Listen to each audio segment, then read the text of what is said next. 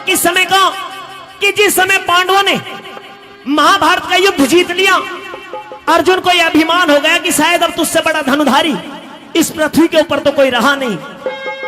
और जब अभिमान हो जाता तो भगवान अभिमान को तोड़ते भी बहुत जल्दी है।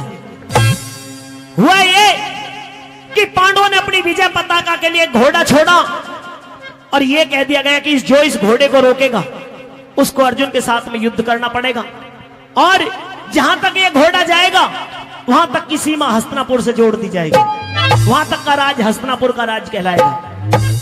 चलते चलते वो घोड़ा रतनपुरी के अंदर जहां राजा मोरध्वज का राज था उनकी सीमा में प्रवेश कर जाता है।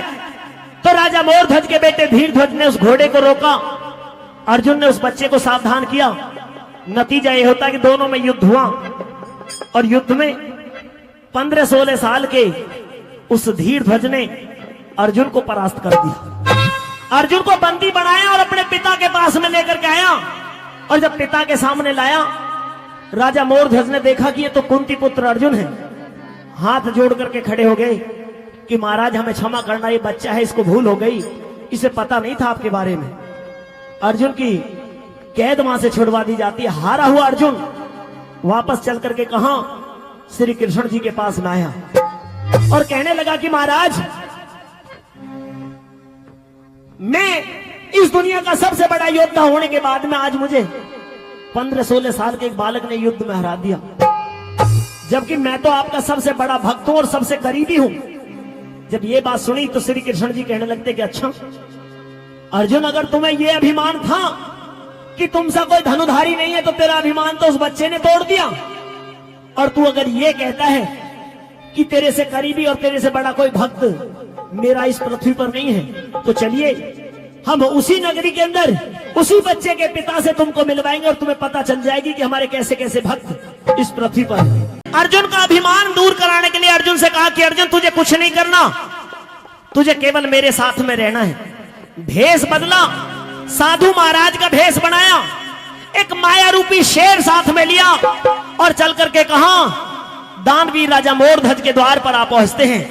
और कैसे पहुंचते हैं, कैसे राजा व साधुओं के बीच में संवाद होता है, सुनेंगे। अलख निरंजन, ओम नमः शिवाय, हरि ओम नमः शिवाय। आइए आइए साधु जी महाराज आइए, इस राजा मोरध्वज के द्वार पर आपका स्वागत है, आपका अभिनंदन है। हे राजन जी, हम आपका सम्मान, आपका अभिनंदन स्वीकार कर रहे हैं। सबसे पहले तो आप अपना जो स्थान ग्रहण करिए, क्योंकि आप बहुत ही दूर से चल के आए हो, तो आप सबसे पहले तो अपना स्थान ग्रहण करिए और उसके बाद में मुझे ये बताइए कि खाने पीने में क्या लोगे आप। हे राजन जी, हम आपका नाम, आपका यश सुन करके और बहुत दूर से चल करके आए हैं। अच्छा, हम 2 साधु हैं जी, और एक हमारे साथ में, हाँ, ये आपको शेर दिखाई दे रहा है। बिल्कुल दिखाई दे रहा है। हम बड़ी उम्मीद करके आपके द्वार पर आए हैं, लेकिन हमें आशा है कि आप हमें यहां से निराश नहीं लौटाएंगे। लेकिन हे साधु महाराज, आज तक इस मोरध्वज के द्वार पर जो भी आया है वो निराश नहीं गया, तो मेरा आपसे सबसे पहले निवेदन है कि आप अपना स्थान ग्रहण करिए और मुझे बिल्कुल साफ साफ बता दीजिए, क्योंकि मुझे फिर ऑर्डर देना है कि खाने पीने में क्या व्यवस्था करवानी है आपके लिए। अगर आपने हमें स्थान दिया है, हाँ, तो स्थान ग्रहण कर लो जी, कोई दिक्कत तो नहीं है। स्थान ग्रहण करने लायक भी स्थिति हो रही है। और मैं आपके लिए साधु जी खाने की भी व्यवस्था जो करवा रहा हूं।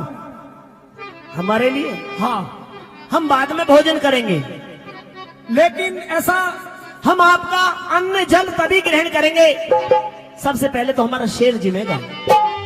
ये, हाँ, लेकिन इसमें ऐसी क्या खास बात है जो आप इसको खास समझ रहे हैं? क्या आपको ये नहीं लग रहा कि राजा मोरध्वज के द्वार पर आपका ये शेर भूखा रह सकता है? राजन, हमारा ये शेर, क्योंकि ये जानवर है और आप समझ सकते हो, इसकी भाषा को हम जानते हैं, इसको भूख लगी हुई है, हम पहले अपने शेर को जिमाएंगे। और हमारी बात सुनिए। कुछ कहना चाह रहे हो, बताइए। तेरा खाना खावेंगे,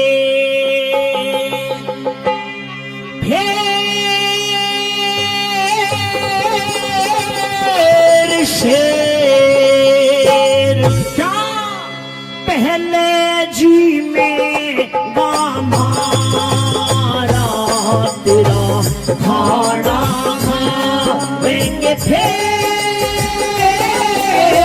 शेर पहले जी मेरा हमारा तेरा खाना खावेंगे फिर। हेलो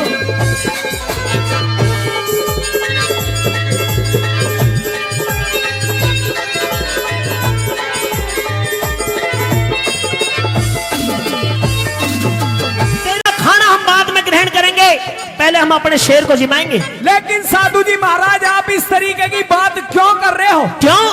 आपकी भी व्यवस्था होगी खाने की और आपके शेर की भी व्यवस्था होगी।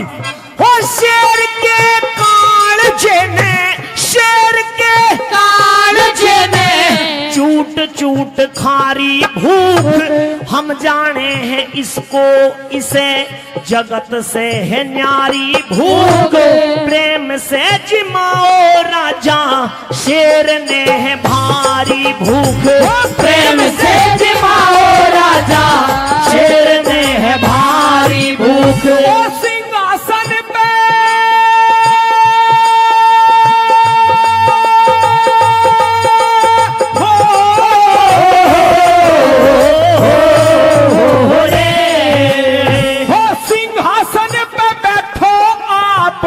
कष्ट ना उठाओ गुरु, हमें क्या वजर है, पहले शेर ही जिमाओ गुरु। वैसा ही करूंगा आज जैसा आप चाहो गुरु, वैसा ही करूंगा आज जैसा आप चाहो गुरु। हो रहे हर गम का बेदार,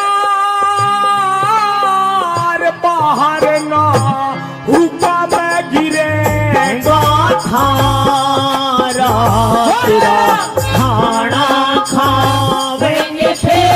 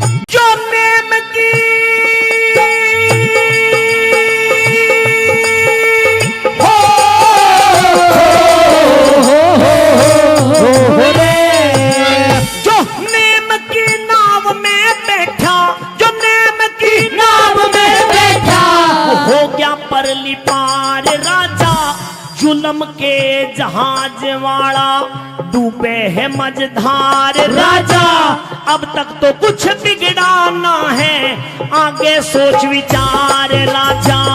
अब तक तो कुछ बिगड़ाना है, आगे सोच विचार राजा। सोचन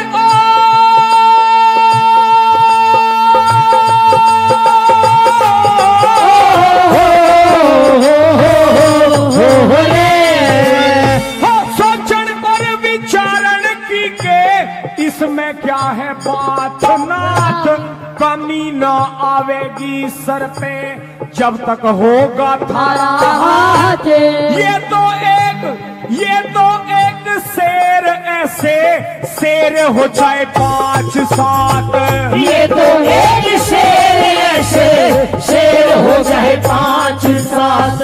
और इनका खाना हो फिलहाल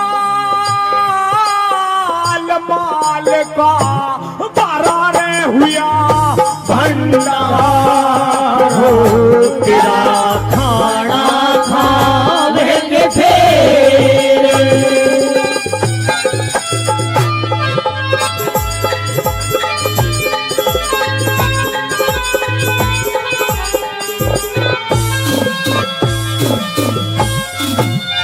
तेरे माल पूरे ना खावे, तेरे माल पूरे ना खावे, दिल में कर यकीन राजा, भेड़ और बकरों का क्या देख रहा सीन राजा, खाना हम बतावे पहले, वचन देव तीन राजा। खाना हम बतावे पहले, वचन देव तीन राजा। वो है खाना खिलवा तू जो, वो है खाना खिलवा तू जो, शेर माल खावे थारा, खोल के बताओ साधु जोन सा है ख्याल थारा। वचन देऊ तीन पूरा, करूंगा सवाल थारा। वचन देव तीन पूरा, करूंगा सवाल थारा। और थारे चरणों में यो राज आज में अर्पण करता सारो। तेरा खाना खावेंगे फिर,